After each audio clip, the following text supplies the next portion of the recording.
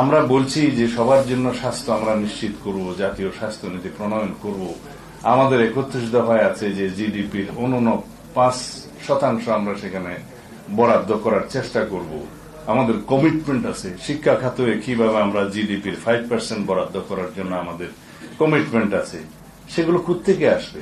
অর্থনীতির শক্ত ভিত্তি থাকলেই তো আসবে।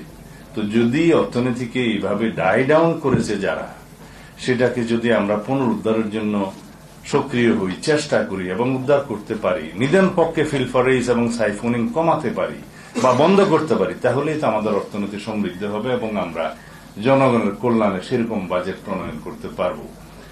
এগুলো এমনি আমি আপনাদের সামনে বলছি তা নয়, এগুলো তথ্যভিত্তিক। দেবপ্রিয় ভট্টাচার্য আমাদের সম্মানিত বাংলাদেশের একজন প্রথিতযশা অর্থনীতিবিদ, তার নেতৃত্বে হোয়াইট পেপার সেল গঠন করা হয়েছিল, কমিশন গঠন করা হয়েছিল। তিনি যে রিপোর্টটি প্রদান করেছেন, সেই রিপোর্টের যে এক্সিকিউটিভ সামারি, সেটাতে আপনারা দেখবেন যে এটা অবশ্য ইংরেজিতে লেখা হয়েছে। ওনারা বাংলা করবেন বলে আমাকে প্রতিশ্রুতি দিয়েছেন যাতে সবাই পড়তে পারে বাংলাদেশে। এটা এমনিতে বোধহয় 385 পৃষ্ঠার মতো রিপোর্ট, বাট এক্সিকিউটিভ সামারিটা 9-10 পৃষ্ঠার মতো হবে। তো আমি মোটামুটি দেখেছি, তাতে বলা হয়েছে বাংলাদেশের যে ট্যাক্স মওকুফের ক্ষেত্রে যেই অনিয়ম করা হয়েছে, সেটার যদি অর্ধেকও করা হতো, যেই টাকা বেঁচে যেত জাতি, তা দিয়ে আমাদের শিক্ষা এবং স্বাস্থ্য খাতের বাজেট আরো 2 গুণ 3 গুণ করা যেত।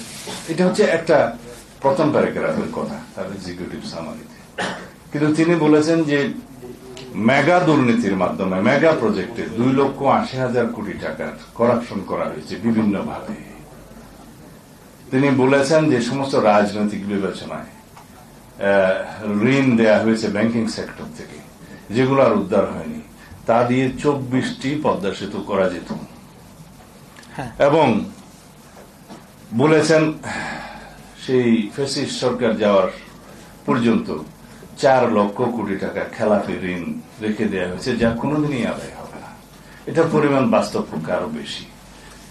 আর যেটা সাইফুল ভাই আমার মনে হয় পরিসংখ্যানটা ওই সময় বলার সময় একটু অমনোযোগী ছিলেন, সেটা খুব সম্ভবত $234 বিলিয়ন হবে, যেটা পাচার হয়েছে। উনি ওইভাবে লিখেছেন, তবে বাংলাটাই আমি বলি, উনি যেভাবে লিখেছেন যে প্রতি বছর 2 লক্ষ কোটি টাকা করে পাচার হয়েছে, যার 15 বছরের পরিমাণ দাঁড়ায় 29,25,000 কোটি টাকার মতো। তো যেহেতু আমরা টাকার হিসাবটা আমরা এখানে সবাই ইজিলি বুঝবো, সেজন্য বলি, কারণ গ্রামের মানুষ $বিলিয়ন এটা পরিবর্তন কিভাবে কনভার্ট করবে জানে না, এইটাই বোধহয় সোজা। তা আমি আপনাদের সবাইকে অনুরোধ করব, যারা ইতিমধ্যে পড়েছেন ভালো, আর যারা পড়ে না তারা কষ্ট করে, এটা ওয়েবসাইটে পাওয়া যায়, দেখে নেবেন কষ্ট হলেও। এটা হচ্ছে বিগত 15 বছরের আওয়ামী দুর্নীতির একটা সংক্ষিপ্ত ইতিহাস। আমরা যাদের বিরুদ্ধে কথা বলবো, যাদের এই অতীত ইতিহাসকে জাতির সামনে তুলে ধরে নতুন করে আমরা আবার আমাদের ভবিষ্যৎ বিনির্মাণ করতে চাইব, আমাদের আগামী প্রজন্মের জন্য সুন্দর আগামী বাংলাদেশ রেখে দিতে চাইব, তাদের জন্য এটা জানা দরকার আছে। এবং তাহলে পরে আমরা এই ইতিহাসকে ভবিষ্যতের ইতিহাসের মধ্যে জায়গা দেব না। অনেক সময় ইতিহাসের মধ্যেই ভবিষ্যতের শিকড় লুকায়িত থাকে, সেটা ভালো ইতিহাস। কিন্তু এই সমস্ত ইতিহাসের থেকে আমাদের শিক্ষা নিয়ে আমাদের ভবিষ্যৎকে বিনির্মাণ করতে হয় বলেই এই খারাপ ইতিহাসটাও পড়তে হবে, যে কি হয়েছিল আমাদের ন্যাশনের উপরে, আমাদের অর্থনীতির উপরে। একটা ফ্যাসিস্ট সরকার জাতিকে কিভাবে ধ্বংস করে, জাতির অর্থনীতিকে কিভাবে ধ্বংস করে, জাতির সমস্ত প্রতিষ্ঠানগুলোকে কিভাবে করাপ্ট করে, পলিউটেড করে, ধ্বংস করে সেই জাতিকে এমন একটি অধম জাতিতে পরিণত করে, সেই ইতিহাসটা আমাদের জানতে হবে। ব্রিটিশরা ইস্ট ইন্ডিয়া কোম্পানির মধ্য দিয়ে এই ভূখণ্ডকে দখল করলেও 200 বছরে যে পরিমাণ অর্থনৈতিক লুটপাট তারা করেছে, সেটার একটা বক্তৃতা আমি শুনেছিলাম ভারতীয় একজন বিশিষ্ট রাজনীতিবিদ, আমি নাম এখানে নিতে চাই না, ইনি একজন অক্সফোর্ড ফেলো এবং ওইখানে এই বক্তৃতা দিয়েছেন। তার চাইতে বহু গুণ বেশি লুটপাট করেছে বিগত 15 বছরে শেখ হাসিনার ফ্যাসিস্ট রেজিম। এইটুকু শুধু বলতে পারি। এনিওয়ে, বাজেটের উপর তো কোনো কথাই বললাম না। যাই হোক,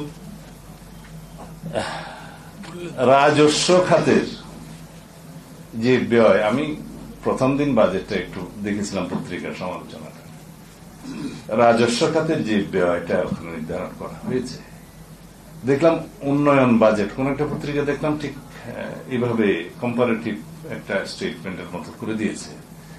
উন্নয়ন বাজেটের পরিমাণ তার অর্ধেকের কাছাকাছি।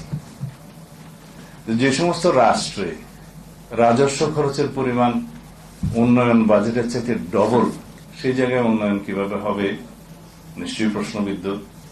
সেই উন্নয়ন বাজেটটা তখন পরনির্ভরশীল হয়, ঋণ নির্ভর হয়, ব্যাংকিং খাত থেকে লোনটা নিতে হয়, সঞ্চয়পত্র বিক্রি করে গভর্নমেন্টকে লোন নিতে হয়। এটা বলা হয় banking and non banking financial সেক্টরের উপরে ডিপেন্ডেন্ট একটা বাজেট হয় এবং ফরেন লোন নির্ভর হয়।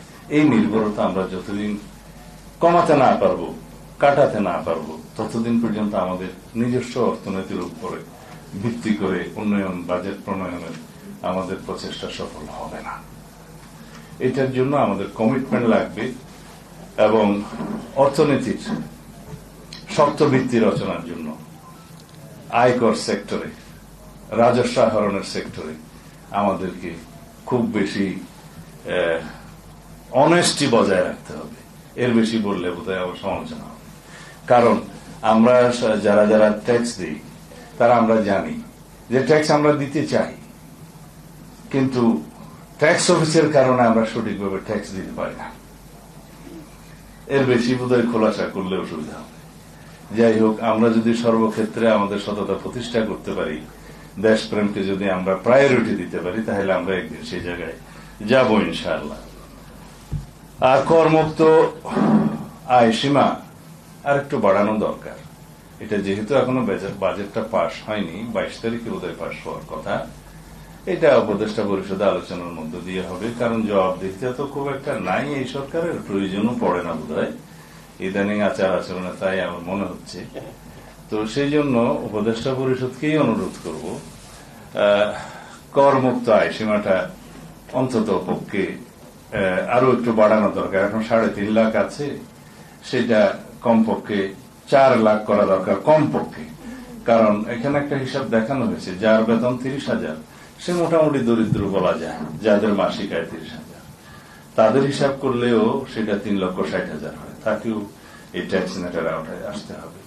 তো সেটা ভালো হবে না, যেহেতু মূল্যস্ফীতি আছে, মুদ্রাস্ফীতি আছে, সেই জন্য প্রতি বছর কিছু কিছু ভাবে করমুক্ত আয় সীমা বাড়ানো দরকার বলে আমরা যৌক্তিকভাবে মনে করি।